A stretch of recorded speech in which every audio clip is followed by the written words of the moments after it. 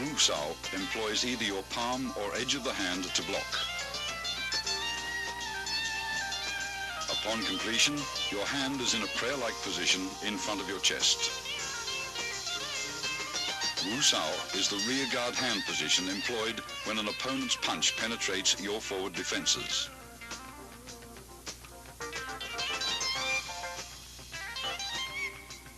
It is employed either to block outward with the hand's edge or inward with the palm.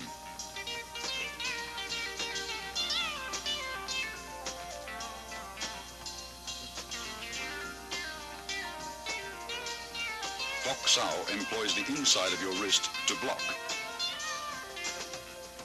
At completion, your arm is in the fixed elbow position, one fist distance from your center line.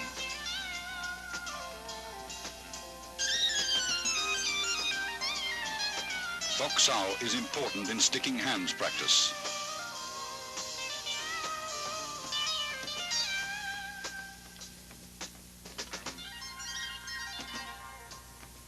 Fok Sao uses the palm heel for deflection.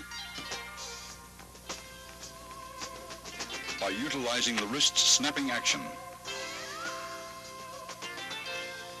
It is often combined with a punch.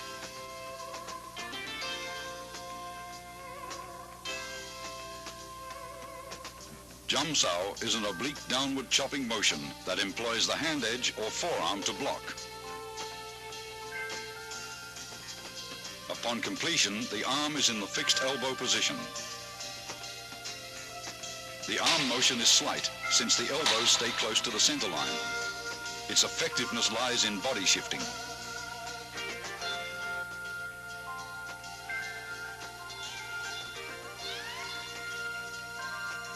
Gan Sao employs the forearm to block low-level and groin attacks by combining both the hinge action of your elbow and body shifting.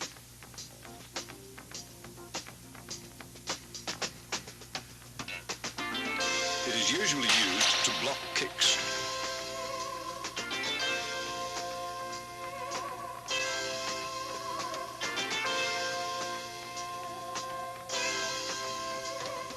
Bong Sao is unusual, since it deviates from the fixed elbow position.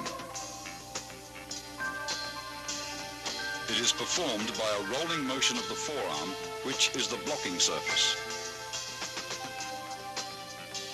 Coordination with torso rotation is important in Bong Sao.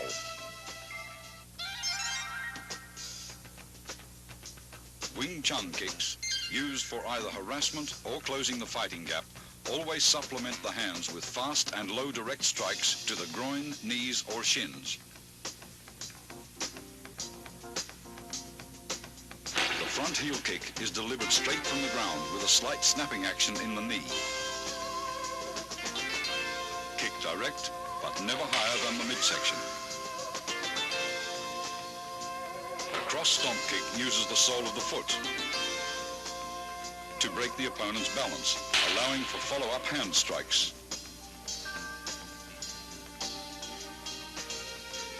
The low side kick is for stomping down with the heel or sole of the foot.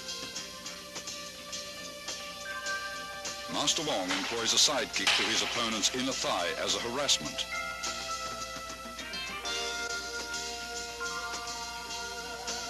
This is a cross stomp kick to side kick combination.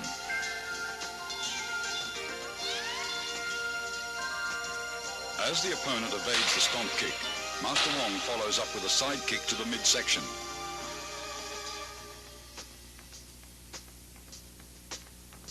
This is a front kick and leg trip combination.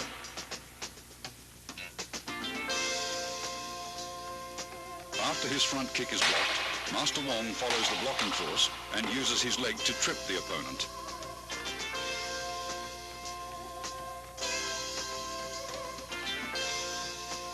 Wing Chun's basic stance is shoulder width or a bit wider. Knees are slightly bent. This natural fighting stance affords both stability and mobility.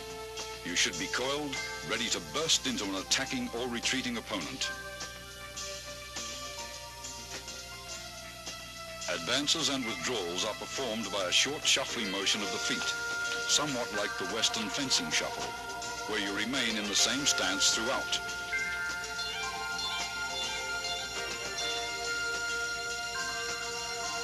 To advance, the front foot first steps forward about 6 inches, then the rear leg slides forward. To retreat, the rear leg steps backwards, then the front leg follows suit. When advancing, spring off the rear leg. When retreating, spring off the front leg.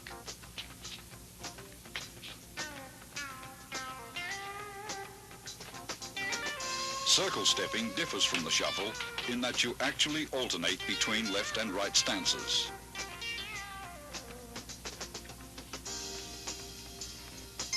To advance, your rear foot slides forward using a circular motion, while the other foot slides up into a natural stance position.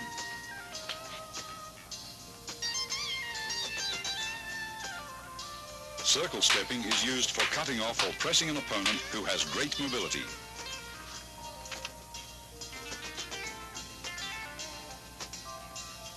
A wall bag filled with dried beans or sand is an essential training aid for developing power.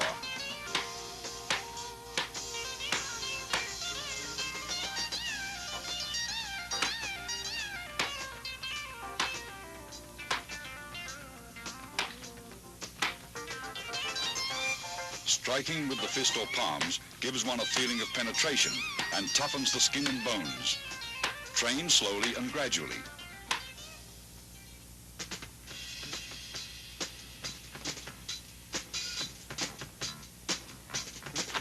Although most Kung Fu styles retain a considerable number of instructional forms, Wing Chun has only 3. Contained within these 3 forms, however, is the entire scope of the style's theoretical and technical knowledge. The first form, which is being demonstrated here by Master Wong, is called Siu Nim Tao, or the Little Idea form. Most of these movements would seem so simple and lacking in either speed or power that a novice might well wonder what relationship, if at all, they bear to actual combat. Regardless of appearances, Siu Nim Tao is the foundation upon which the entire Wing Chun system was built. It includes most of the basic techniques discussed earlier: stance, shifting, blocks, punches, and finger strikes, as well as all the underlying scientific principles covering the center line, elbow positioning, and the 4 gates. Performed slowly from a stationary stance, it permits the student to learn hand coordination on either side of the body. Before attempting to practice this form, first study carefully and thoroughly the previous section on Wing Chun's basic theories. Total familiarity with these all-important principles will greatly accelerate your learning process. Once you feel you understand all the basic concepts, begin practicing the footwork patterns, blocks, kicks, and strikes, first separately, then in combinations until you can execute them naturally and without any conscious effort. Now you are ready to learn Siu Nim Tao. To perform Siu Nim Tao correctly, you should practice a few movements at a time over and over until you feel comfortable with each motion.